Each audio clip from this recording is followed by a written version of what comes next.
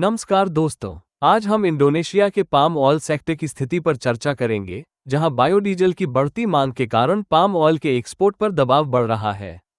सरकार के B40 से B50 ब्लेंडिंग की ओर बढ़ने से CPO एक्सपोर्ट में गिरावट की संभावना है, जिससे फूड सिक्योरिटी और पाम ऑयल फंड BPDPKS की स्थिरता पर असर पड़ सकता है। यह विश्लेषण GAPKI Indonesian palm oil association द्वारा की गई POC प्रेजेंटेशन में पेश किया गया था।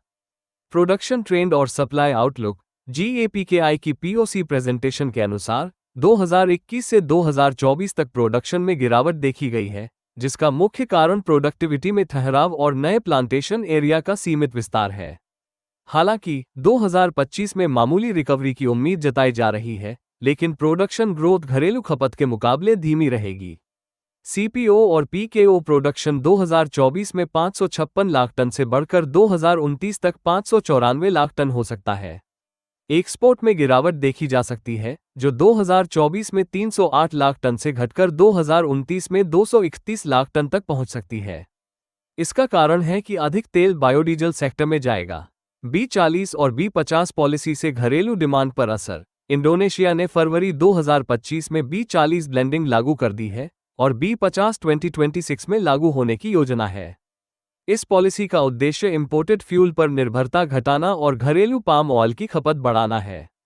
2025 के लिए बायोडीजल आवंटन PSO public service obligation 75.5 lakh KL, non PSO 80.7 lakh KL market rate पर। सरकार ने नॉन PSO ब्लेंडिंग के लिए सख्त मॉनिटरिंग सिस्टम लागू किया है, जिसमें अनुपालन न करने पर पेनल्टी लगाई जाएगी। वहीं BPDPKS फंडिंग 3000 से 3500 इंडोनेशियाई रुपये प्रति लीटर सब्सिडी के अनुमान पर स्थिर बनी हुई है।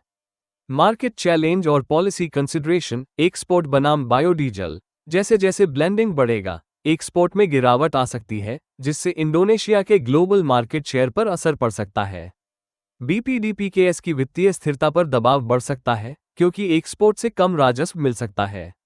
फूड बनाम बायोडीजल। अधिक CPO का बायोडीजल सेक्टर में जाना ग्लोबल पाम ऑयल प्राइस में तेजी ला सकता है और इसका असर घरेलू कुकिंग ऑयल की कीमतों पर भी हो सकता है।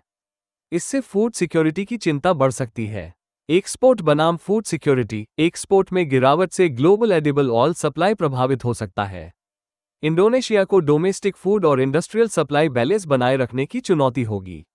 इंडोनेशिया सरकार को B50 ब्लेंडिंग लागू करने से पहले यह मूल्यांकन करना होगा कि यह B35 की तुलना में कितना प्रभावी रहेगा।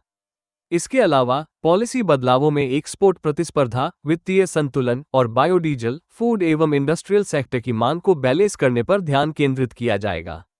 GAPKI की POC प्रेजेंटेशन में यह स्पष्ट किया गया है कि इंडोनेशिया की नीतियां ग्लोबल पाम ऑयल ट्रेड को प्रभावित करेंगी, जिससे आयात निर्भर अर्थव्यवस्थाओं और घरेलू इंडस्ट्री स्टेक होल्डर्स पर सीधा असर पड़ेगा। आशा है कि आपको ये जानकारी उपयोगी लगी होगी। अगर आपको यह वीडियो पसंद आया हो, तो कृपया लाइक और सब्सक्राइब जरूर करें। धन्यवाद।